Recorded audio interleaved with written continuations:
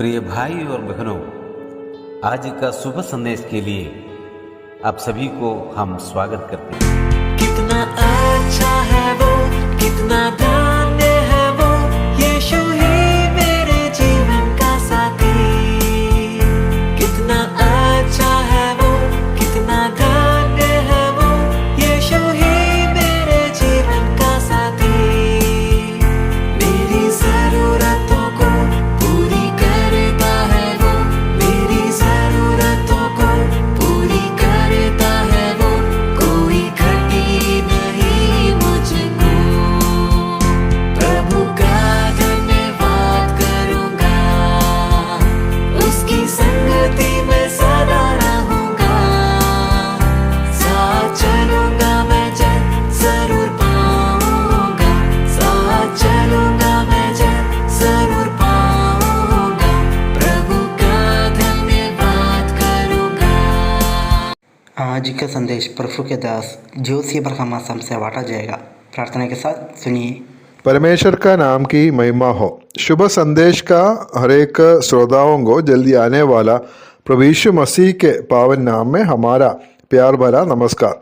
आइए आज का मनन के लिए हम लोग पढ़ेंगे इफिसियों का पत्री 2 अध्याय 4 से 6 तक पद। इफिसियों का पत्री 2 अध्याय 4 से 6 तक। परंतु परमेश्वर ने जो दया का धनी है, अपने उस बड़े प्रेम के कारण जिससे उसने हमसे प्रेम किया, जब हम अपराधों के कारण मरे हुए थे तो हमें मसीह के साथ जिलाया। अनुग्रह ही से तुम्हारा उद्धार हुआ है और मसीह यीशु में उसके साथ उठाया और स्वर्गीय स्थानों में उसके साथ बैठाया। पिछले दिनों में हम लोग देख रहे थे, हम लोग मरे हुए लोग थे और संसार का पीछे, शैतान के पीछे और अपना शरीर के अनुसार हम लोग चलते थे और स्वभाव ही से क्रोध के संतान थे। और इस प्रकार रहने वाला हमारा जीवन में परमेश्वर क्या काम किया वो बात हम लोग देख रहे थे।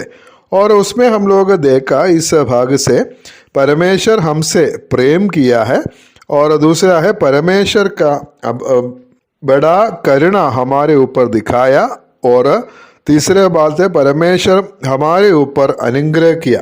और परमेश्वर हमारा जीवन में क्या किया है वो हम लोग 5वां पद में हम लोग पढ़ते हैं। जब हम अपराधों के कारण मरे हुए थे तो हमें मसीह के साथ जिलाया। मसीह के साथ हमें जिलाया है। 2 अध्याय 1 पद में भी हम लोग मनन किया था। उधर ऐसा लिखा है, उसने तुम्हें भी जिलाया जो अपने अपराधों और पापों के कारण मरे हुए थे। उद्धार पाने के पहले, प्रभु को ग्रहण करने के पहले हमारा अवस्था है, हम लोग मरे हुए थे और अपराधों और पापों के कारण हम लोग मरे हुए लोग थे। मतलब हम लोग परमेश्वर से दूर थे और पाप और अपराधों में हम लोग डूबे हुए लोग थे। हमें कोई जीवन नहीं था और अंधकार में था हमारा जीवन, और नाश की ओर हम लोग आगे बढ़ने वाला लोग था। लेकिन परमेश्वर का महान प्रेम और परमेश्वर की दया और परमेश्वर की अनुग्रह हमारे ऊपर हुआ है, और हमें उस मरा हुआ अवस्था से परमेश्वर हमें जिलाया है। पहले हम आत्मिक तौर पे मरे थे, लेकिन हम आत्मिक तौर पर हम मसीह के साथ हमें जिलाया। आज हमारा जीवन है। पाप के कारण हमारा जो संगति परमेश्वर के साथ था वो संगति टूटा हुआ था। परमेश्वर के साथ हम लोग नहीं जा सकते थे, परमेश्वर से प्रार्थना नहीं कर सकते थे, उसका उपासना हम नहीं कर सकते थे। लेकिन और उस मरे हुए अवस्था से प्रभु हमें जिलाया है। आज परमेश्वर के साथ हमारा सहभागिता है। हम परमेश्वर का अपना लोग हम लोग बन गया है, और परमेश्वर से हम प्रार्थना कर सकता है, परमेश्वर की सेवा हम लोग कर सकता है, और परमेश्वर के साथ उस संगति में हम लोग आगे बढ़ सकता है।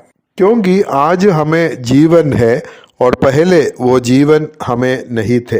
रोमियो का पत्री 6 अध्याय उसका 4 पद में ऐसे पढ़ता है, उस मृत्यु का बपतिस्मा पाने से हम उनके साथ गाड़े गए ताकि जैसे मसीह पिता की महिमा के द्वारा मरे हुए में से जिलाया गया, वैसे ही हम भी नए जीवन की सी चाल चले।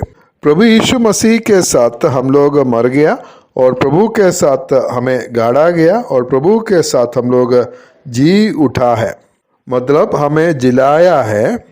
और हमें क्यों जीवन दिया है कि हम नए जीवन की सी चाल चले। इसलिए हम लोग पाप के अधीन होकर आज हम लोग नहीं रहना है।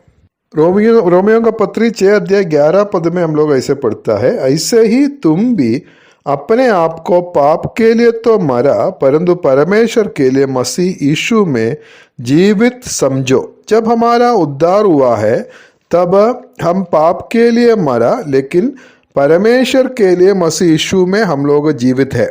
पहले हम लोग परमेश्वर के लिए मरा था, मतलब परमेश्वर से हम लोग दूर था, परमेश्वर के साथ हमारा कोई संगति नहीं था, लेकिन पाप के लिए हम लोग जिंदा था।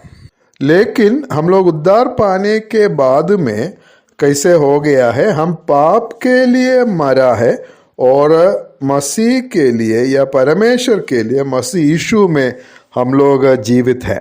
इसलिए परमेश्वर हमें जिलाया। पाप और अपराधों के कारण हम लोग मरे हुए लोग थे, लेकिन हमें वहाँ से हम लोग जिलाया है। और इसलिए हम लोग पाप के लिए हम लोग नहीं सोचना है, पाप के पीछे हम लोग नहीं जाना। पाप तुम्हारे नश्वर शरीर में राज्य नहीं करना है।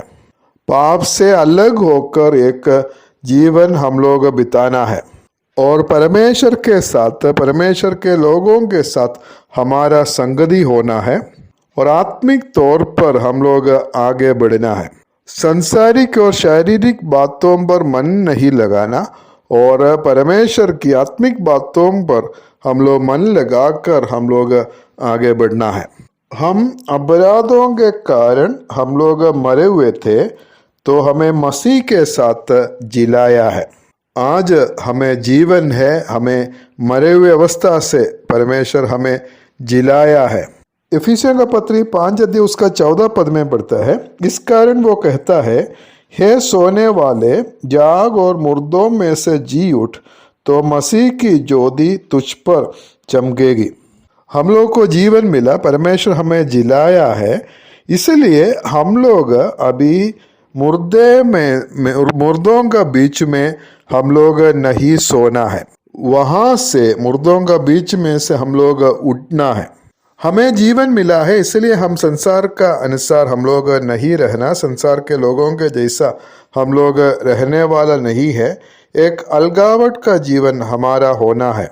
संभावना है कि हमें जीवन मिलने के बाद भी उस मुर्दों के बीच में सोने का, लेकिन वैसा नहीं होना है। हम लोग इधर हम लोग देख सकता है, उनमें से मुर्दों में से हम लोग उठना है, तो मसीह की ज्योति तुझ पर चमकेगी। इसलिए प्रभु हमें सहायता करे। हमें उस मरे हुए अवस्था से, पाप और अपराधों के कारण हम लोग मरे हुए थे, लेकिन हमें वहाँ से प्रभु यीशु मसीह हमें जिलाया है। आज हमारा जीवन है और परमेश्वर के साथ हम लोग संगति करते हुए हम लोग आगे बढ़ेंगे, पाप से हम लोग अलग रहेंगे और हम लोग आत्मिक तौर पे आगे बढ़ेंगे। उसके लिए परमेश्वर हम सभी को मदद करे। परमेश्वर का नाम की महिमा हो।